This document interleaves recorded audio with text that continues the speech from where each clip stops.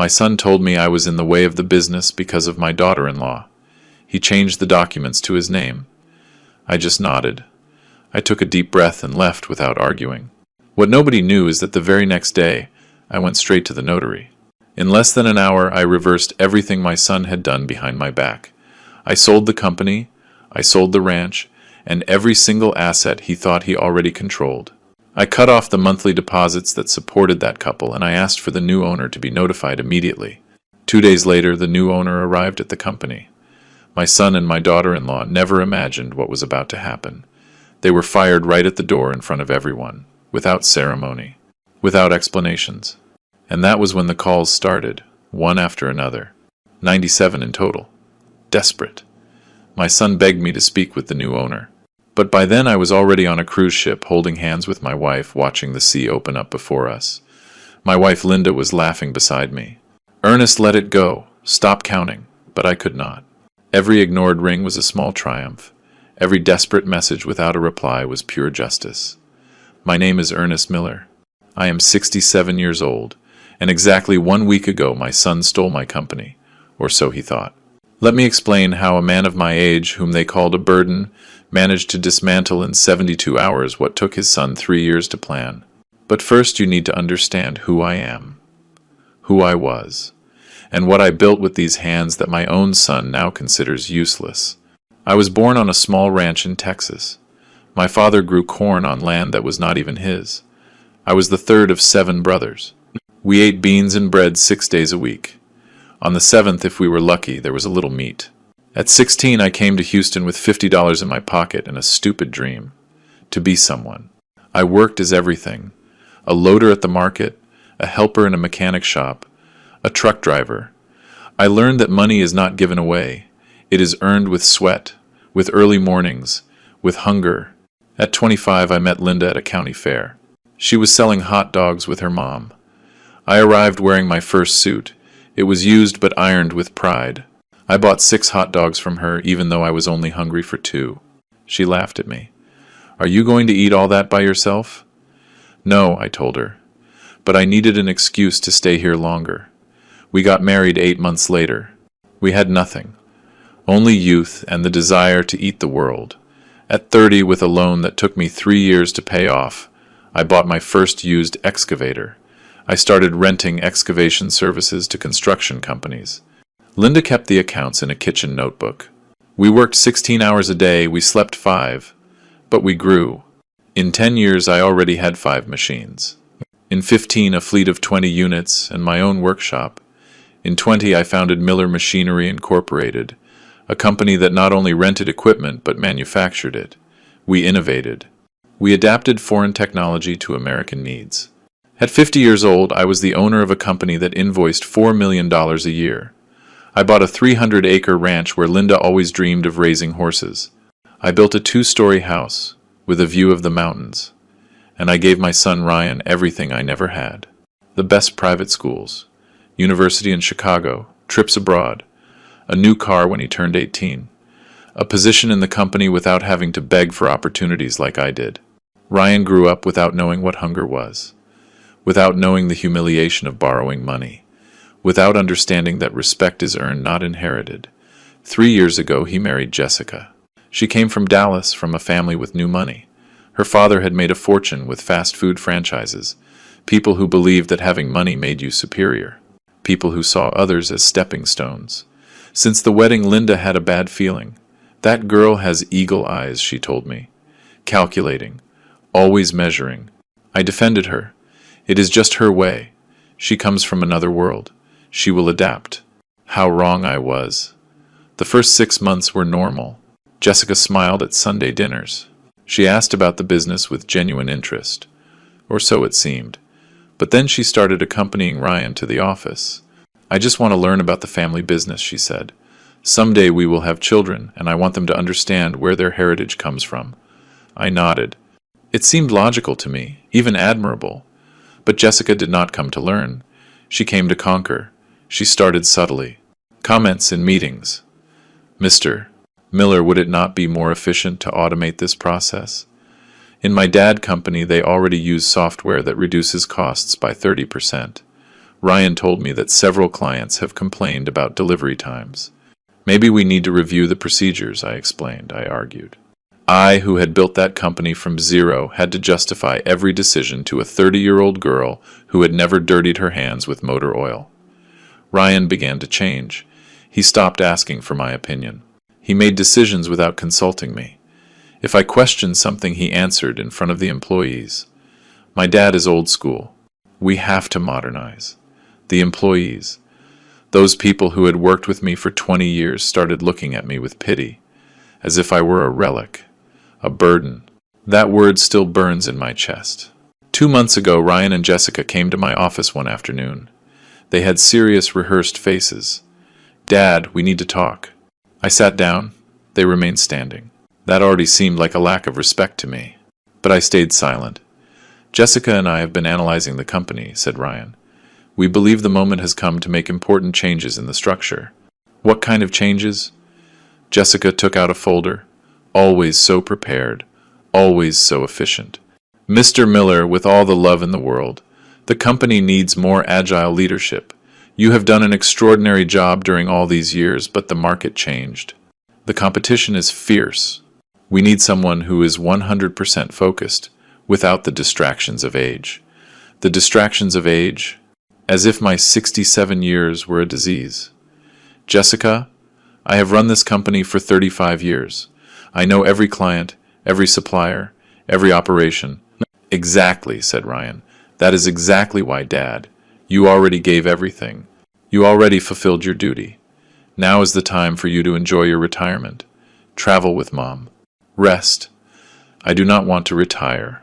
Awkward silence. Jessica and Ryan looked at each other. That was when I knew they had a plan B, Dad. Ryan took a deep breath. We have consulted with a corporate lawyer. It turns out there are some irregularities in the legal structure of the company. Tax issues that could bring us serious problems. Irregularities, Ryan. Notary Ross reviewed all those documents 6 months ago. Everything is in order. Well, this lawyer is a specialist in modern corporate law. He says the best way to protect the family assets is to transfer the shares to the next generation. It is common, Dad. All family businesses do it. There was the real objective. What do you want me to do? Sign the company over to you? It is not like that, Dad, said Ryan. But his voice sounded fake. It is just reorganizing the legal structure. You would still be part of the board, obviously, Jessica added. Mr. Miller, this also protects you. If something happens, God forbid, the company would remain in legal limbo.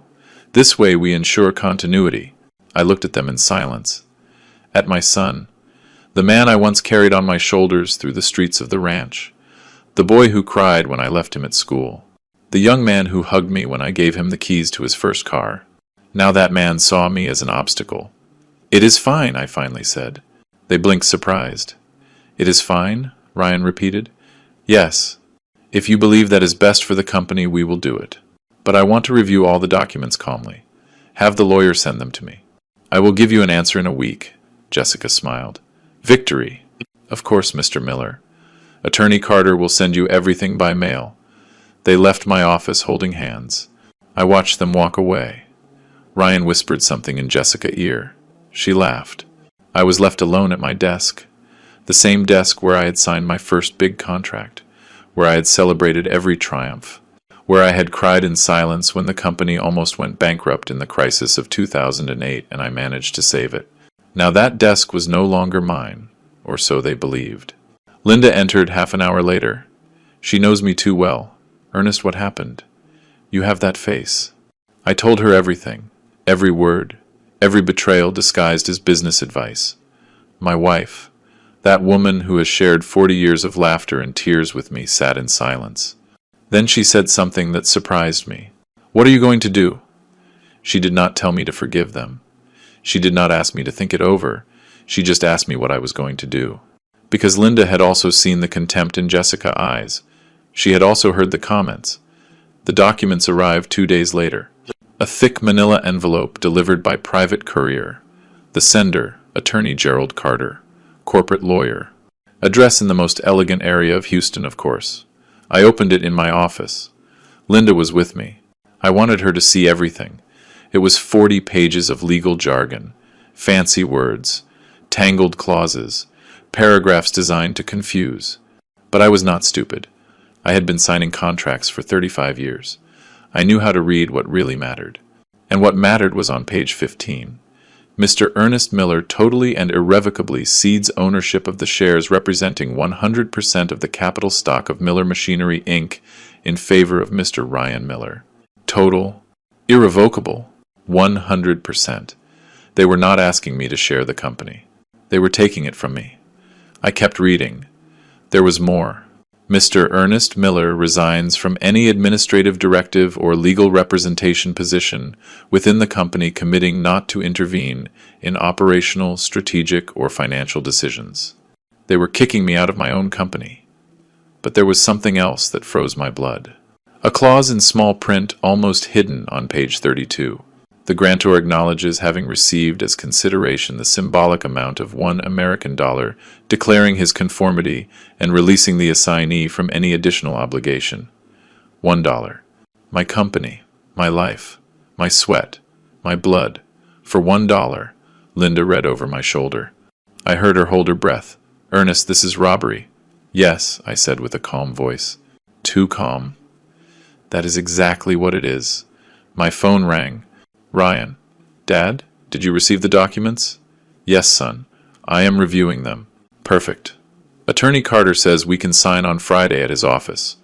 I will pick you up at 10 in the morning. Jessica will also be present, so she understands the whole process well. Of course Jessica was going to be present. She was the architect of all this. Ryan, I have some doubts about certain clauses. I heard a sigh of impatience on the other end of the line.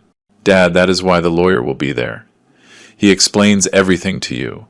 But believe me, this is the best for everyone. I already spoke with the accountant and the director of operations. Everyone agrees the company needs this change. You spoke with my employees. My employees? Without consulting me. It is fine, Ryan. See you on Friday. I hung up before he could keep talking. Linda looked at me with those eyes I knew so well. Worry mixed with fury. What are you going to do, Ernest? I got up from my chair. I took the envelope with the documents. I walked to the window of my office. That window from where I could see the workshop, the machines, the trucks with my last name painted on the sides. I am going to go to that appointment on Friday, I said. Are you going to sign? I turned to her. I am going to sign, but not what they expect. Linda knew me too well. She saw something in my eyes. Something she had not seen in years. Determination, coldness, strategy. What do you plan? I am going to need you to trust me, my love, and accompany me in something that might seem crazy. She got up. She walked towards me. She took my hands. I have spent 40 years trusting you, Ernest Miller. I am not going to stop now. That night I did not sleep. I stayed in the home study with a cup of coffee that got cold without me tasting it. On my computer, I opened all the company files. Contracts, property titles, financial statements, bank accounts. I reviewed every document with the patience of a surgeon. I looked for every legal detail, every clause, every vulnerable point, and I found it. At 6 in the morning on Wednesday, I left the house without waking Linda. I left a note in the kitchen. I will be back late. Do not worry. Everything is going to be fine. I drove to downtown Houston. I did not go to my office. I went straight to the office of Mr. Harvey Ross. Harvey was the notary who had handled all my legal affairs since I founded the company. A man of 73 years, one of the few left. A man of his word, of honor, the kind that when they say, "Count on me, you can bet your life." His secretary was surprised to see me without an appointment. Mr. Miller, the attorney, is in. Tell him it is urgent. Please. 5 minutes later, I was in his office. Harvey received me with concern on his face. Ernest, what happened? You look terrible. Harvey, I need you to tell me the absolute truth. Do my company documents have any legal irregularity? He frowned. Irregularity? What are you talking about? We reviewed everything 6 months ago. Your company is legally solid. Why do you ask? I handed him the envelope with the documents Ryan had sent me. Harvey read in silence. His expression changed as he advanced through the pages, from confusion to disbelief, from disbelief to indignation. This is fraud, he finally said. His voice trembled with rage. Ernest, this is dispossession disguised as corporate reorganization. Did Ryan send you this? Ryan and his wife? And Attorney Carter?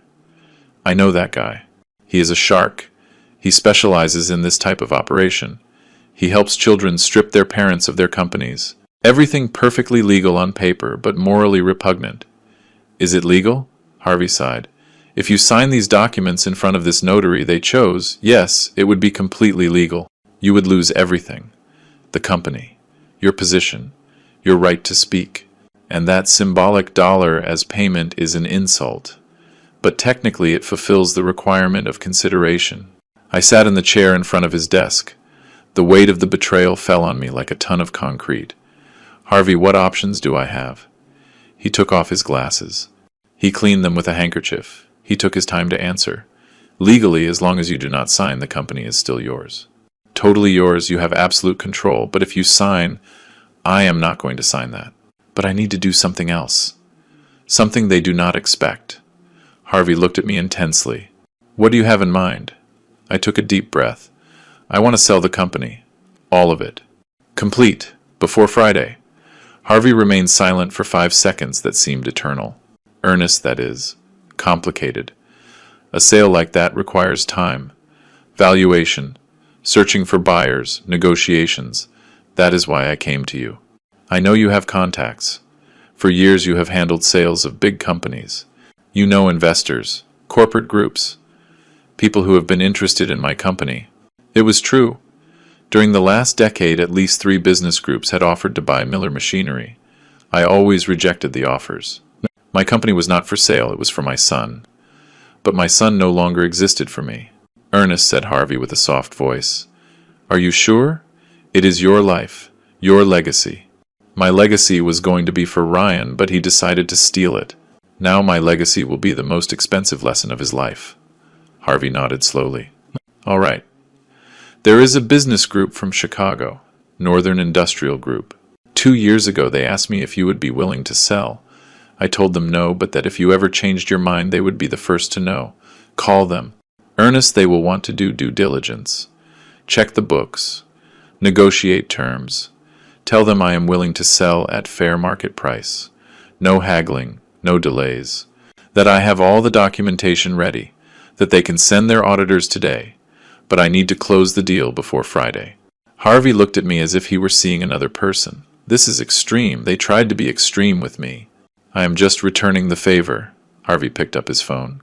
Give me 2 hours. I left his office at 9 in the morning. The Texas sun was strong. The city was waking up with its usual chaos. Trucks, vendors, the smell of coffee and gasoline. Everything seemed different to me, as if I were seeing my city for the last time with the eyes of the man I was. I drove to the ranch. I needed to be in that place. Walk on those lands I bought with the profits of 10 years of work. See Linda horses grazing calmly. Sit on the porch of the house and remember why all this had been worth it. Linda was in the kitchen when I arrived. She was preparing food as if it were a normal day, but nothing was normal anymore. How did it go? In a few hours we will know. Everything might change, my love. She left the pot on the stove. She wiped her hands on her apron. She approached me. Ernest, are we going to lose the ranch? Probably. I expected tears. I expected resistance. But Linda just nodded. This ranch is beautiful, but without dignity, without respect. It is just dirt and walls. If we have to let it go to recover our peace, we let it go. That is why I married this woman. My phone rang at 11:30. Harvey, Ernest. They are interested, very interested. The CEO of Northern Industrial Group is flying in from Chicago this afternoon. He wants to meet tomorrow first thing in the morning. Perfect. But there is something else. I also called an acquaintance who handles luxury real estate. I told him about the ranch. He has a client from Houston looking for a property exactly like yours. Do you want to sell it too? I looked out the window. The horses. The trees. The house we built. Yes. Sell it all. I hung up. Linda hugged me from behind. Are you sure about this? I have never been more sure of anything in my life. That night we had dinner in silence. Neither of us had much to say, but there was a strange peace between us. The peace that comes when you finally make a decision after months of suffering. Ryan called me at 9 at night. Dad, is everything okay? I called you at the office and they told me you did not go. I am at the ranch, son. I needed to think. Think about what? Dad, you already reviewed the documents, right? On Friday we sign, and that is it. It is simple. Yes, Ryan, it is very simple. Perfect. I will pick you up at 9:30. Jessica is very excited. She says this is going to take the company to the next level. Of course she was excited. See you Friday, son. I hung up.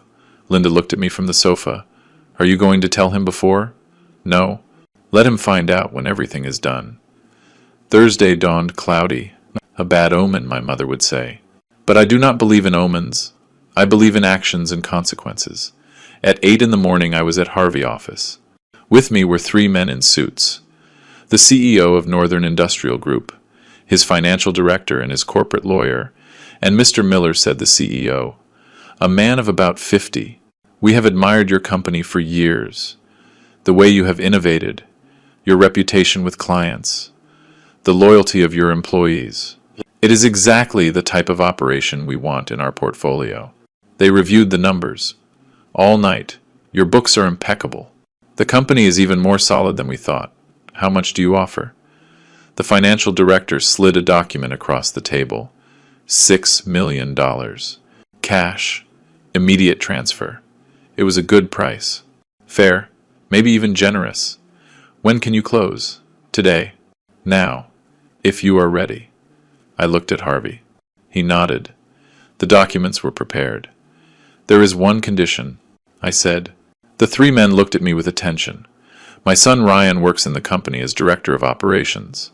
My daughter-in-law Jessica is also on the payroll as an advisor. I want both of them fired immediately after the sale is finalized. The CEO did not blink. Personal reasons? Completely personal. Understood. It is part of the deal. We signed for 2 hours, every page, every clause, Harvey explained. I signed. The lawyers certified. At 11 in the morning on Thursday, Miller Machinery, Inc. was no longer mine. $6 million appeared in my bank account. An amount I never imagined having altogether. An amount that represented 35 years of my life. But I did not feel joy. I only felt emptiness. Mr. Miller, said the CEO. We will take control of the facilities tomorrow first thing in the morning. Our team will arrive at 8. Do you want to be present? No. Send your people. I have nothing left to do there. We left the office. Linda was waiting for me in the car. She saw my face and knew. Done? Done. She took my hand. And the ranch? The buyer comes tomorrow at 2 in the afternoon. He offered $1.5 million. I accepted. Linda closed her eyes. A tear rolled down her cheek. The first I saw in this whole process. 40 years on that ranch. Ernest, I know, my love. I know. But there was no turning back. That afternoon I did something else. Something I knew would hurt. I entered the banking system. Ryan and Jessica had corporate cards from the company. I deposited $2,500 monthly to each of them besides their salaries. Money for expenses, for trips, for their whims. I canceled the cards. I closed the accounts. I stopped the automatic deposits. I also spoke with my accountant. Joe, I need you to stop all payments to Ryan Miller and Jessica Miller. No explanations. Just stop them. Joe, who had been handling my company finances for 20 years, hesitated. Mr. Miller, did something happen? It happened that I no longer work here. The company was sold, and they are going to find out very soon. My God, do not worry about your job, Joe. The new owners will want to keep the team, but Ryan and Jessica, they are leaving. I hung up. Linda found me in the home study that night. Ernest, you are very quiet. I am waiting. Waiting for what? Waiting for the chaos to begin.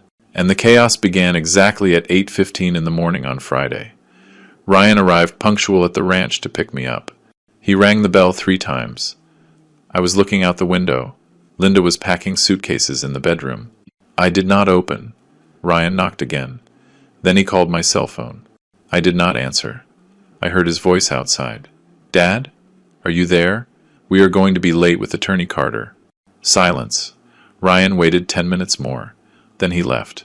At 8:45, I got a text message. Dad? Where are you? We are waiting for you at the notary. I did not reply. At 9:30. Another call. I did not answer. At 10 in the morning, the CEO of Northern Industrial Group arrived at the Miller Machinery offices with his full team. I was not there. But Joe told me everything afterwards. Ryan was in his office when they entered. The new owner introduced himself. He extended his hand. Good morning, I am Robert Ellison, new owner of this company. Starting today, I assume total control of operations. Ryan went white. What? What are you talking about? My father is the owner. Your father sold the company yesterday. The transaction is complete and certified. Here are the documents. Ryan took the papers with trembling hands. He read. He could not believe it. This is a mistake. My father was going to transfer the company to me today. We have an appointment. I am sorry, Mr. Miller, but I must inform you that your services are no longer required in this company. Same goes for Mrs. Jessica Miller. You are both fired effective immediately. Jessica, who had heard everything from her adjoining office, ran in. Fired? You cannot do that. This is a family business. It was a family business, corrected Ellison with a serene voice. Now it is property of Northern Industrial Group, and you two are not part of our plans. Ryan took out his phone. He dialed me. I did not answer. Jessica also dialed. I did not answer either. Joe told me that Ryan started shouting, that Jessica cried, that they threatened with lawsuits, that they called Attorney Carter, who could do absolutely nothing because the sale was completely legal.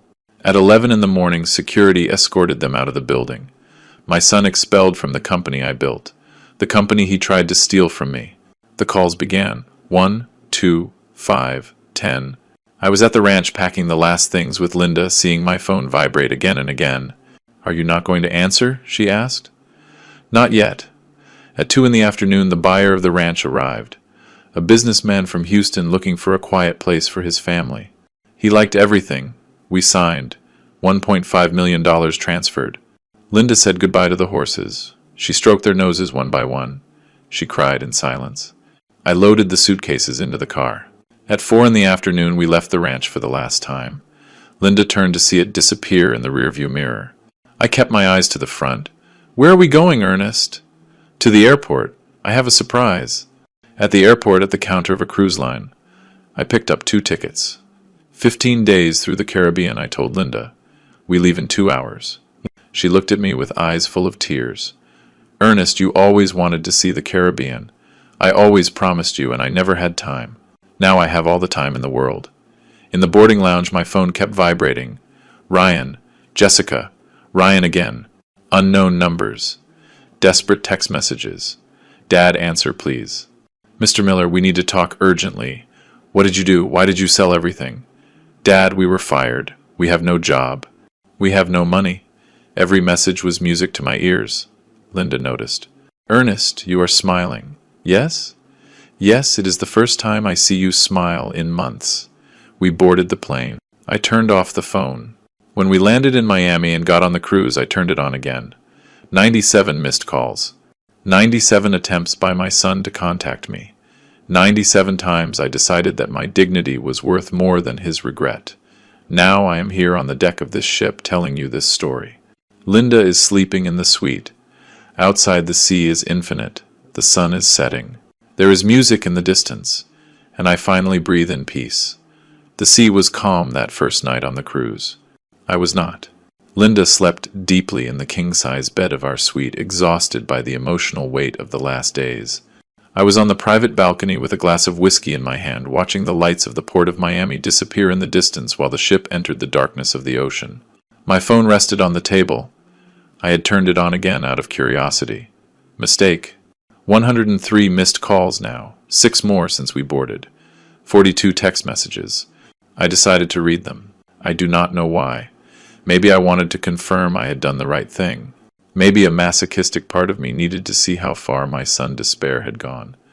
The first messages were of confusion. Dad, where are you? Attorney Carter says you did not arrive at the appointment. Did something happen? Call me, please. Dad, people arrived at the company saying they bought everything. Is this a joke? Then came the disbelief. I was just fired from my own company. What is happening? Jessica was also fired. Dad, I need you to explain what you did. They kicked us out into the street as if we were criminals. Call me now. After that came the desperation.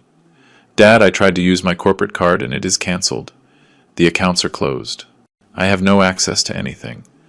The bank says the monthly deposit was suspended. Why would you do that? I have bills to pay.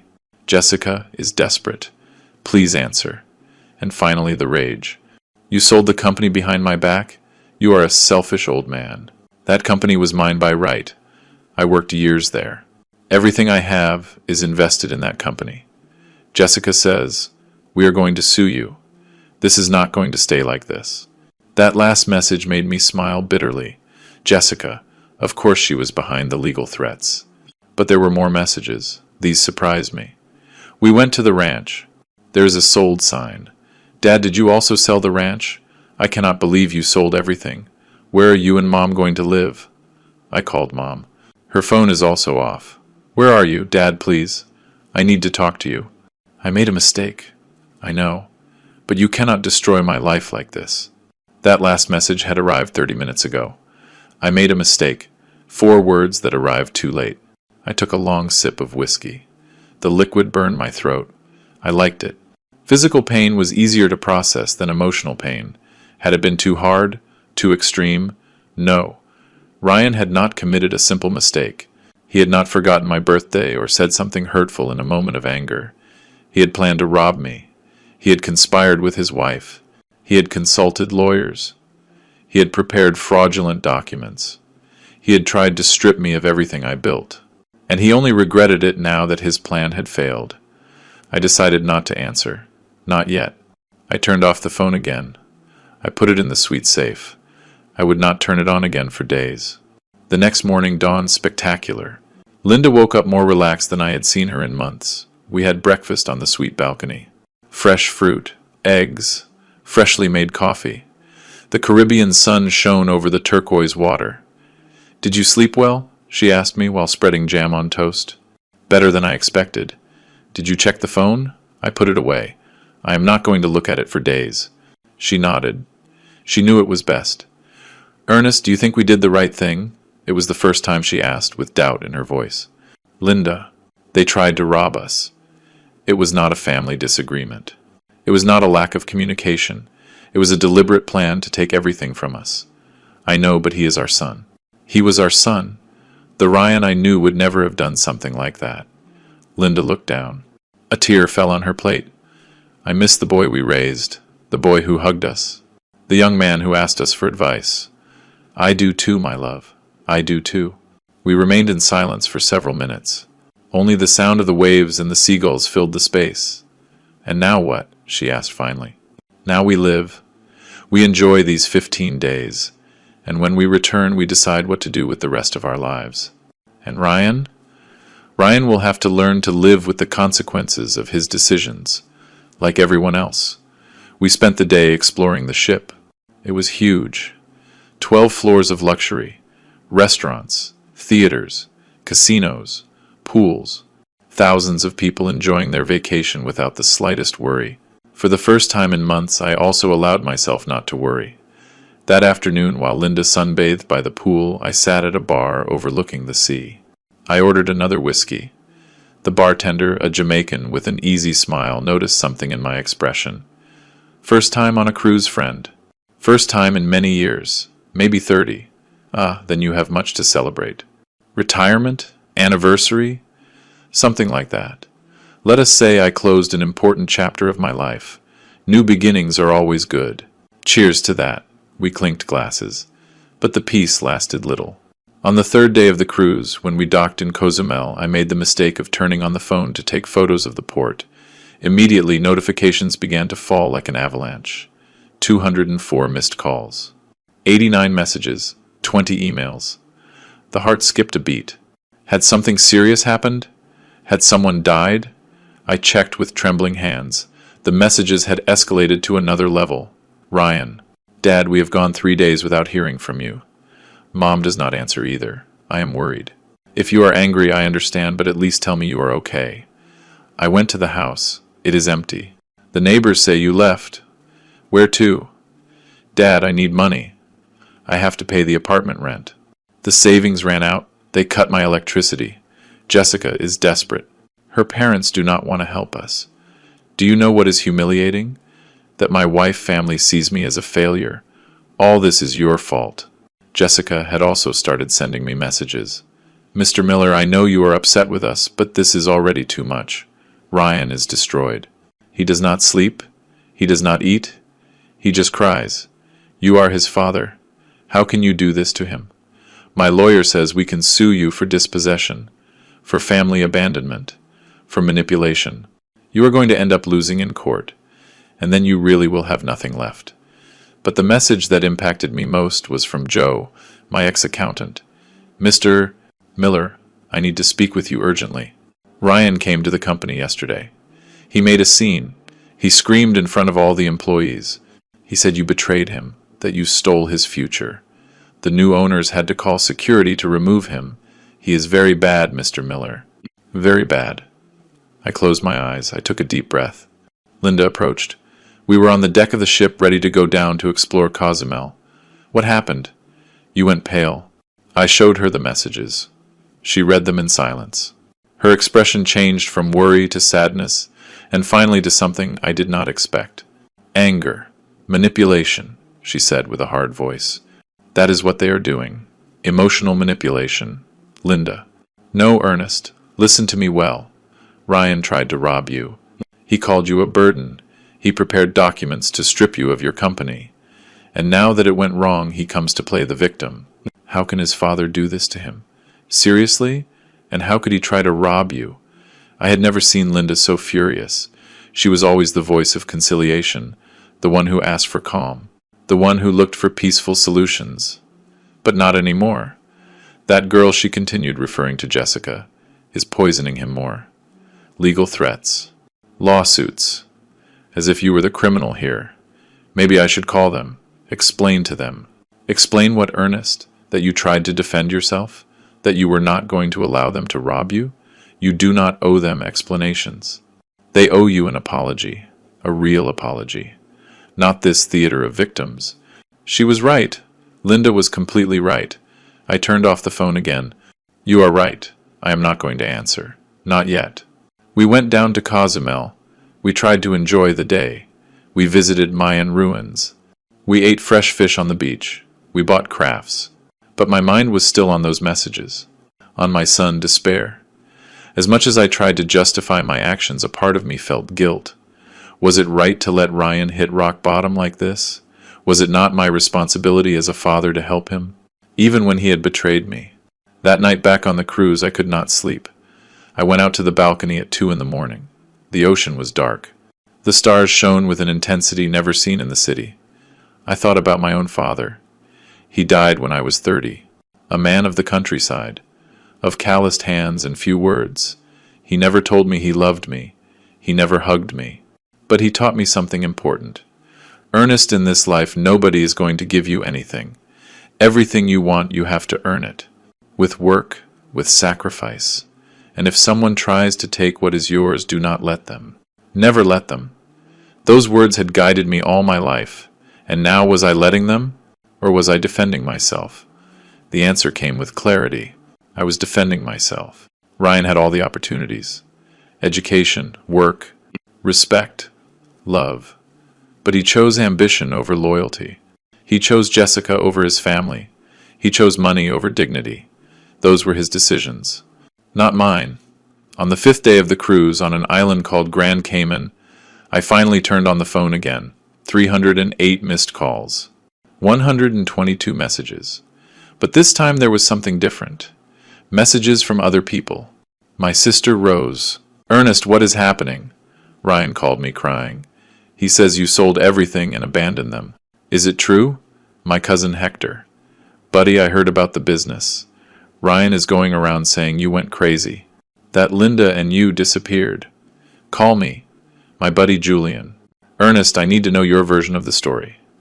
Ryan came to my house asking for borrowed money. He says you left him on the street. What really happened? Ryan was moving the family, painting me as the villain, seeking support, seeking money. Typical. I decided to answer only my buddy Julian.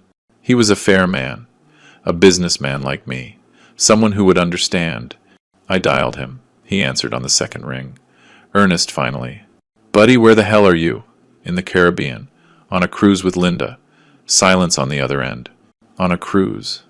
But Ryan said that. Julian, let me tell you what really happened. And I told him everything. From the beginning. The slights, Jessica comments. The plan to steal the company. The fraudulent documents. The transfer for $1. Julian listened in silence. When I finished, I heard a deep sigh. Son of a... Do you believe me? Of course I believe you, buddy. I have known Ryan since he was a kid. He was a good boy. But that Jessica, since he married her, he changed. My wife also noticed. There are women who poison Buddy, and your daughter-in-law is one of those. What exactly did Ryan tell you? That you became paranoid, that you sold the company without warning him, that you left them without work and without money, that Linda and you disappeared and he is worried.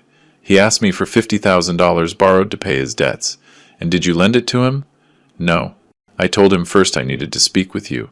That is why I am glad you called. Buddy, what are you going to do? Nothing. Let him learn. He is your son, Ernest. He was my son. The son I raised would not have betrayed me like that. Another silence. I understand your anger, but the boy is desperate. I saw his face when he came. He is destroyed. Good. Let him know how it feels. Ernest. Julian. You have 3 children. Hardworking. Respectful. What would you do if one of them tried to steal your company? He did not answer immediately. Probably the same as you, he admitted finally. But it would hurt me, buddy. It would hurt me a lot. It hurts me. Every day. Every hour. But my dignity is worth more than my pain. I understand you. But be careful, Ernest. A wounded son can do unpredictable things. And that Jessica seems like one of those who do not stay with crossed arms. Let them do what they want. The law is on my side. I sold what was mine. I did not commit any crime. We said goodbye. But his words stayed spinning in my head. A wounded son can do unpredictable things.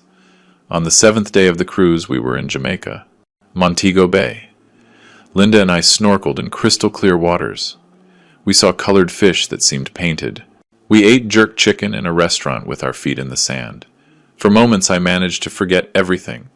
For moments I was just a 67-year-old man enjoying life with his wife. But the moments did not last. That night, while we dined in one of the elegant restaurants of the cruise, my phone vibrated in my pocket. I had turned it on to take photos during the day. A message from an unknown number. Mr. Miller, I am attorney Gerald Carter, the lawyer who prepared the documents for the transfer of your company. I need to speak urgently with you. Ryan Miller and Jessica Miller have hired me to initiate legal actions against you. Call me, please. The bite of food got stuck in my throat. Linda noticed my expression. What happened? I showed her the message. She pursed her lips. Her hand trembled slightly when she took her glass of wine. We knew this could happen. Yes, but reading it is different. Are you going to call him? No. That guy worked for them. He prepared the documents to rob me. Now he wants to negotiate. Surely they sent him to scare me. What if the lawsuit is real? Let them sue. I have all the documents. I have witnesses. I have Notary Ross on my side. They have no case. But the dinner was already ruined. The taste of the food had turned to ash in my mouth. The next day, more messages from Attorney Carter. Mr. Miller not responding is not going to make this disappear. My clients are willing to reach an agreement, but we need to talk. If you do not respond in 48 hours, we will proceed with the formal lawsuit. I decided to do something that was maybe stupid, but I needed to do it. I responded, Attorney Carter, you prepared fraudulent documents to strip me of my company. You tried to be an accomplice to a legal robbery, and now you want to negotiate. The answer is no. Sue if you want. See you in court. The answer arrived in minutes. Mr. Miller is misinterpreting the situation. Those documents were perfectly legal. Your son has rights over that company. He worked there for years. He worked with a generous salary that I paid him. The company was mine, completely mine, and I sold it. End of story. It is not that simple. There are laws about family businesses, about legitimate expectations of inheritance, about paternal obligations. Talk to a judge then. I already spoke with mine. I blocked the number. Linda hugged me that night in the suite. I am proud of you, that you do not let yourself be pushed around. Do you think I am doing the right thing? I think you are defending what you built, and that can never be wrong. But I was no longer so sure. On the 10th day the cruise docked in the Bahamas. Nassau, a paradise island where the rich of the world went to hide their money and their secrets. We were walking through the local market when I received a call from Harvey Ross, my notary. Mr. Miller, where are you? In the Bahamas. Why? Ryan and Jessica filed a formal lawsuit, dispossession, moral damage, family abandonment. They are asking for $8 million in compensation. The world stopped for a second. $8 million? That is a ridiculous amount. They are never going to get it. But the lawsuit is real. I need you to return to Texas to prepare the defense. Harvey, I still have 5 days of cruise left. Mr. Miller, this is serious. I know. But I am not going to let them ruin these vacations, too. They already took my company. They already took my ranch. They already took my peace. I am not going to give them these 5 days, Harvey sighed. All right. But when you return, we work immediately. Agreed? Agreed. I hung up. Linda looked at me with worry. 8 million? They are not going to win. Harvey said so. It is just to scare me. Ernest, no. We are not going to think about that. We are going to enjoy these last days. When we return, we face whatever comes. But the black cloud was already over us. The rest of the trip was different. We were still in paradise, but our minds were in Texas, in trials, in lawsuits, in the war that was coming. The last night on the cruise, I organized a special dinner in our suite. I ordered champagne, lobster, the best wine. I wanted to end the trip with some dignity. Linda put on her favorite dress. I put on the suit she had given me on our last anniversary. We toasted on the balcony with the dark sea extending to infinity. To us, I said, to 40 years together, to everything we built, to everything we lost, and to everything we still have left. To us, she repeated, and her eyes shone with tears. We made love that night like we hadn't in years, with urgency, with passion, as if we needed to confirm that we were still alive, that we were still us. Afterwards, lying in the dark, Linda asked me something that broke my heart. Ernest, do you think someday Ryan will understand why you did this?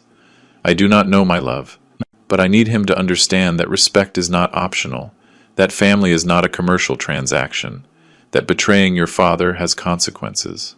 And if he never understands, if we lost our son forever, I could not answer, because it was the same question that tormented me every night.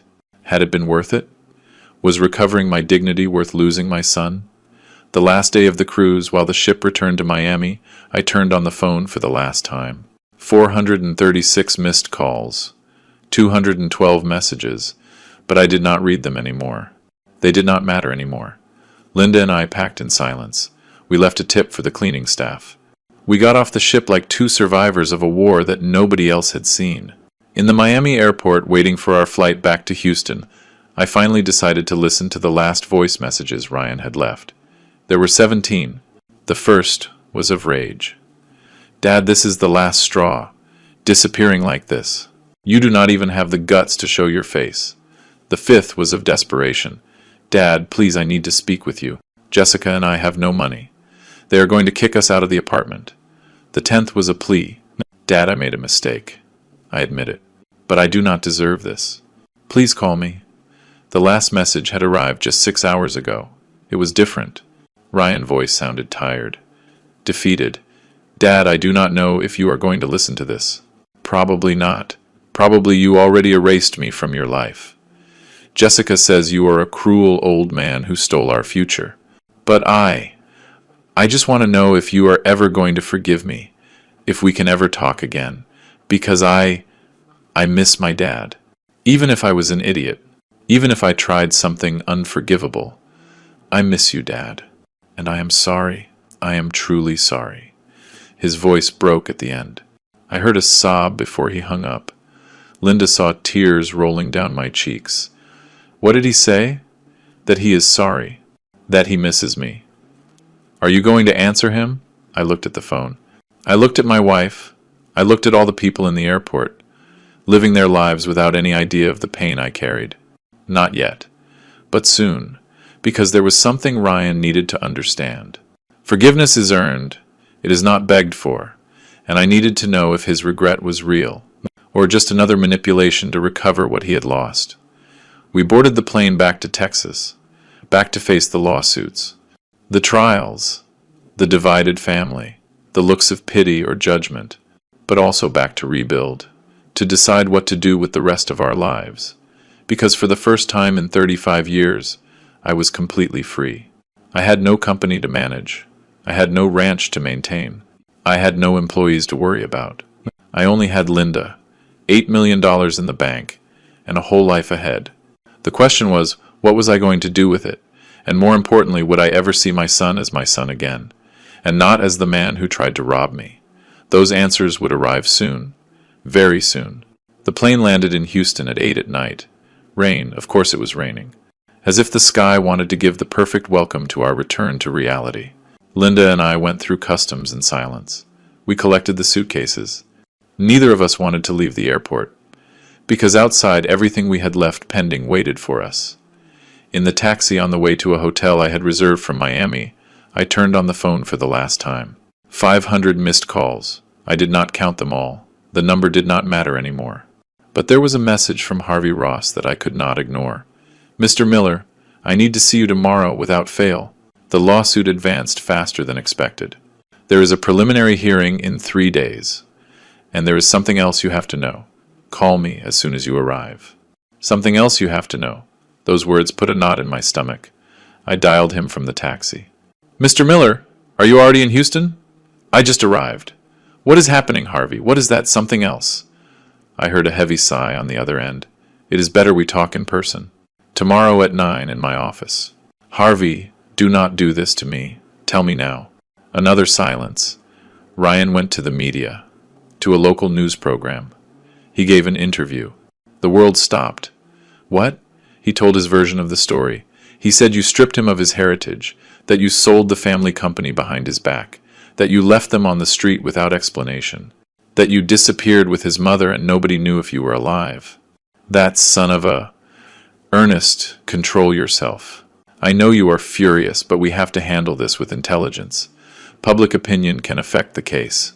When did that interview come out? 4 days ago. It went viral on social media. There are thousands of comments. The majority. The majority is on his side. On Ryan's side, yes. They paint him as the victim, the hard-working son stripped by a selfish father. You do not look good in this, Mr. Miller. I hung up. My hands trembled with rage. Linda looked at me with terror. What happened? Ryan spoke to the media. He is defaming us publicly. My God. I asked the taxi driver to take us directly to my sister Rose's house. I needed to see that interview. I needed to know exactly what my son had said. Rose opened the door with a face of surprise and relief. Ernest, Linda, thank God you are okay. I have been trying to locate you for days. I know, Rose. I am sorry. Did you see Ryan interview? Her expression changed to discomfort. Yes, I saw it. Show it to me. We entered her living room. Rose took out her tablet. She searched on YouTube. There it was. Son denounces father for dispossession of family business. Full testimony. 400,000 views. I pressed play. The screen showed Ryan sitting in a television studio. He looked gaunt. Deep dark circles. Beard of several days. The perfect image of a destroyed man. The host, a woman of about 40 with a sensationalist tone, began. Ryan Miller worked for 10 years in his father company, a family business that he believed would someday be his. But everything changed in a week.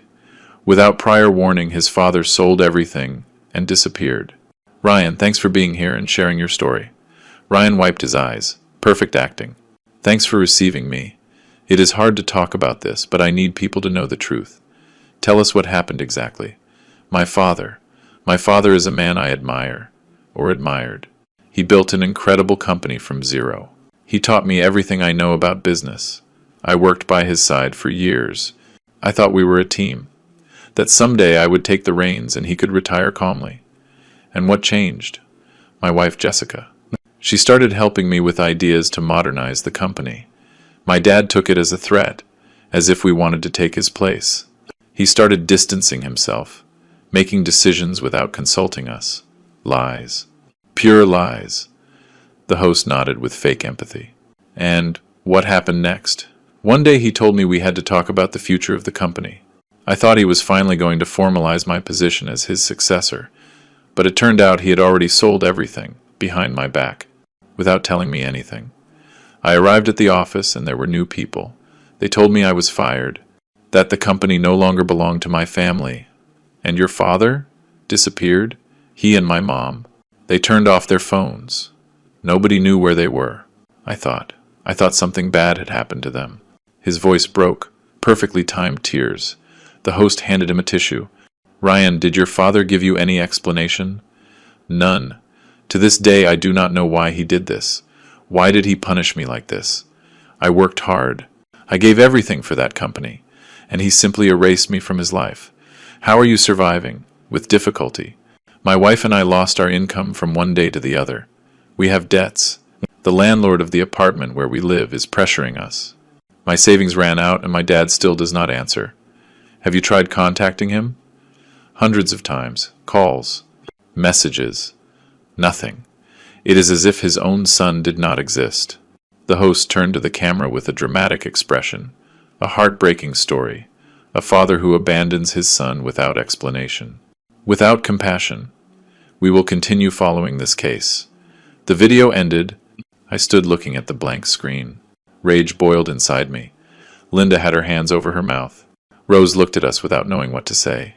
Is any of that true, Ernest? My sister finally asked. What do you think, Rose? Do you know me or not? I know you, but Ryan is your son.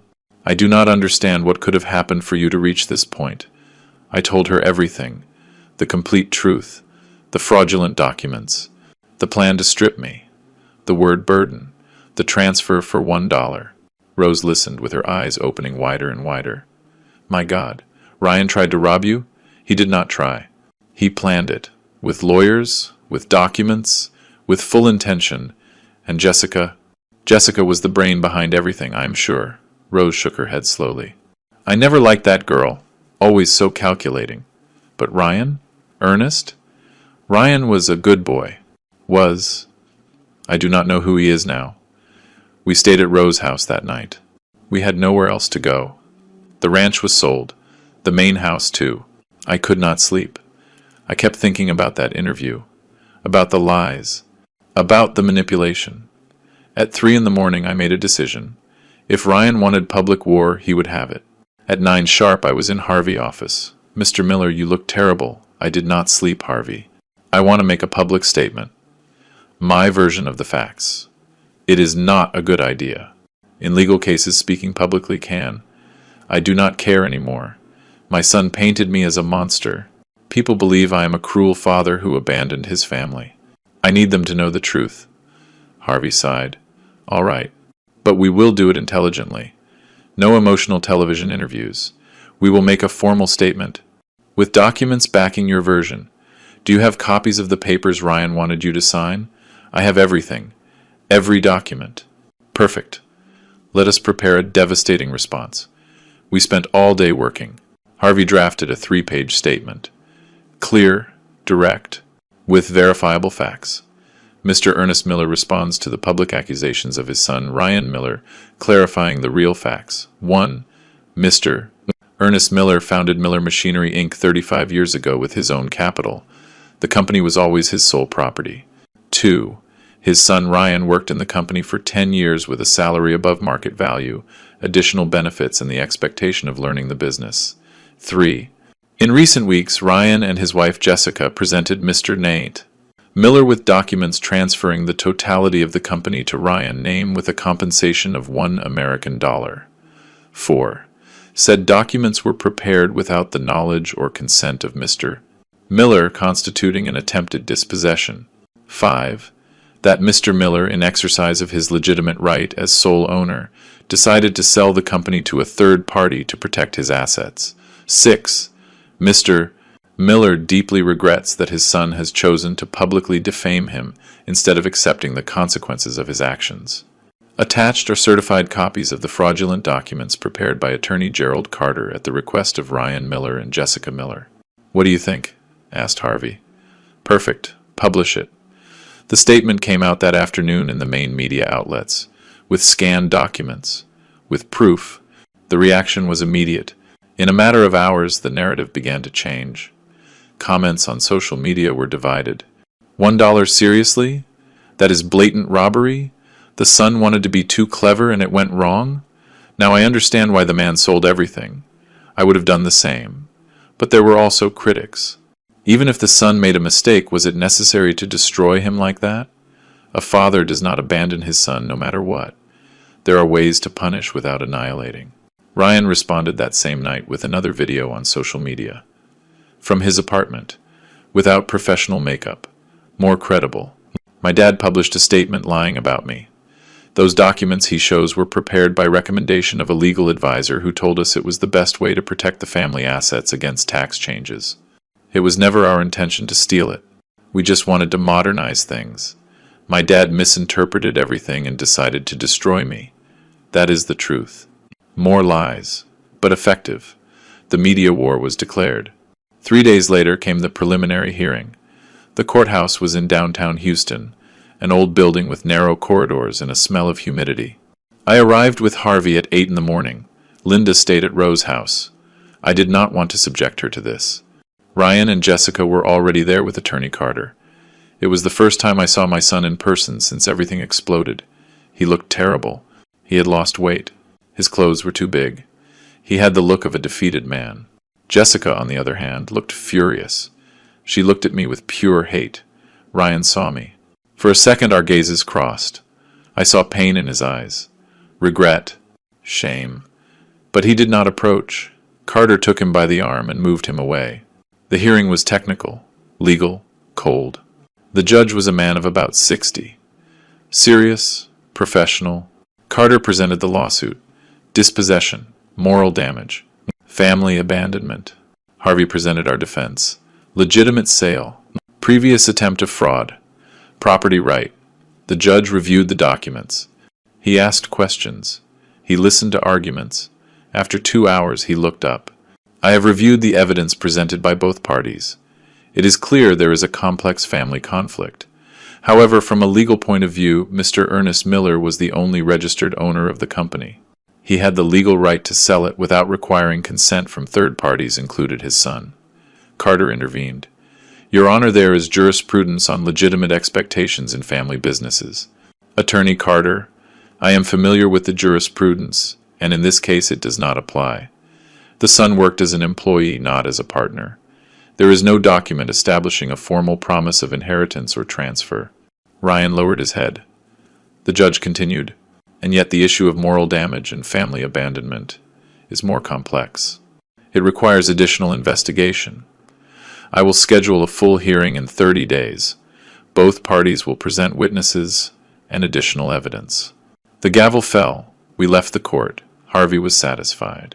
This is going well, Mr. Miller. The judge already showed he understands the legal situation. The moral damage part will be harder for them to prove. But I was not thinking about that. I was thinking about Ryan's face, about the pain I saw in his eyes. That night alone in the hotel room, I did something I had not done in weeks. I responded to one of Ryan's messages. See you in 30 days in court.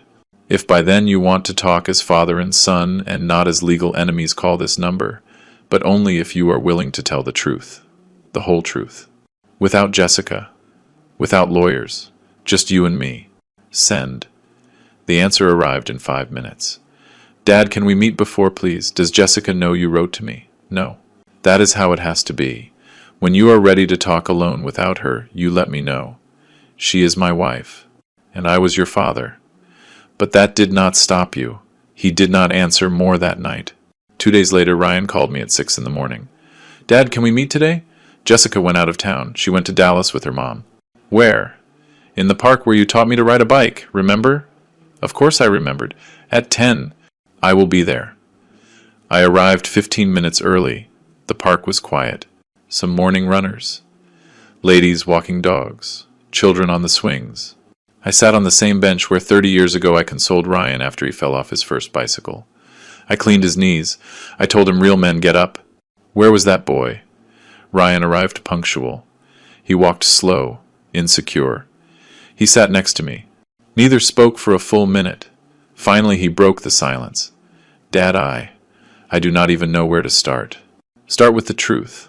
Why did you try to rob me? He closed his eyes. It was not my idea. It was Jessica. She convinced her dad to recommend us with Attorney Carter. She said it was normal for parents to pass the business to children ahead of time, that it saved taxes, that you would agree. And you believed her? I wanted to believe her. She is so sure of everything. So smart.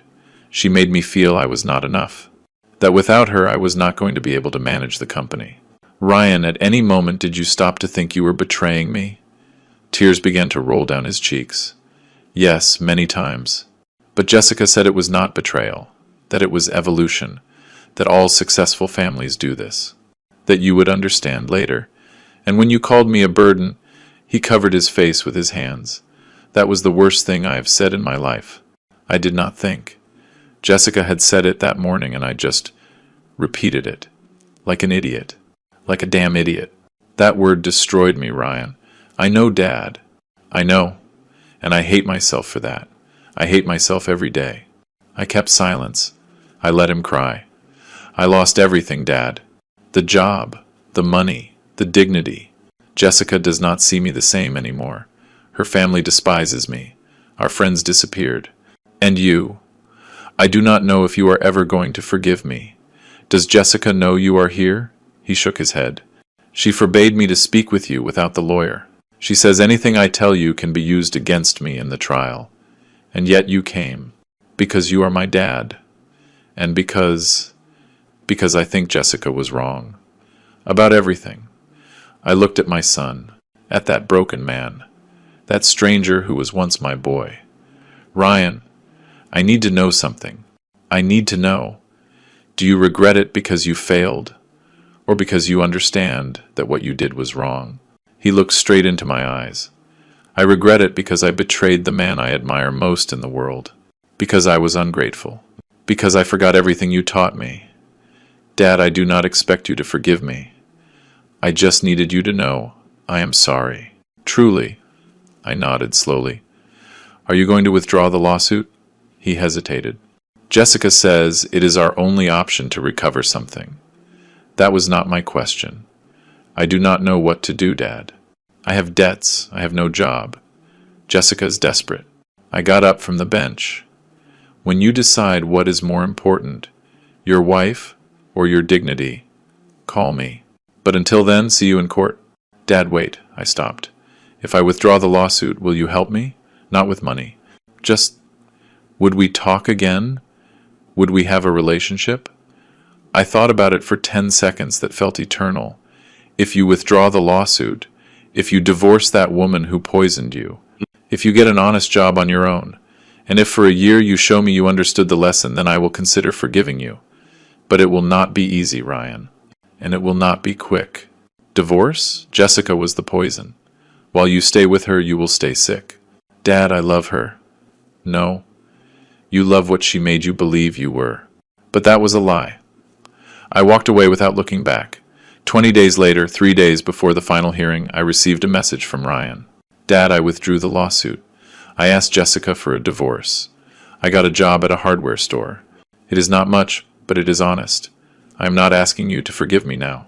Just know that I am going to spend this year proving to you that I changed. I love you.